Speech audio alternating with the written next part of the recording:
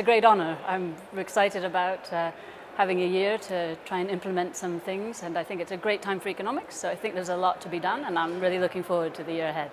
It's quite fortunate because my priorities, sort of personally, actually coincide a lot very closely with what came out of the recent exercise that the RES did in trying to understand what the profession prioritizes. So for me, one of the big issues is about making sure that economics is a kind of open and encompassing profession and discipline, and so increasing diversity and making sure that many different types of people feel comfortable and welcome in engaging in economic discourse.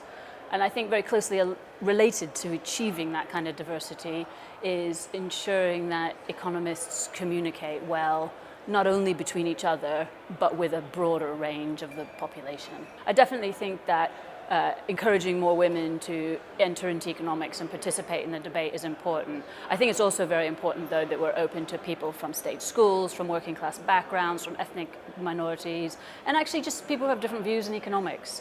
Economic historians, people who are maybe not, in the mainstream of economics. We should be encompassing and encourage all sorts of people to engage. I'm really surprised I am the first woman, to be honest. I think economics is in a really good place. There's a lot of women in senior positions now. If you look at the chief economist jobs in a lot of the major institutions like the IMF, the World Bank, the ECB, those are all held by women now.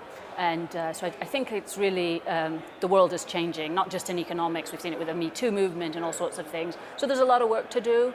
We shouldn't be complacent about where we are.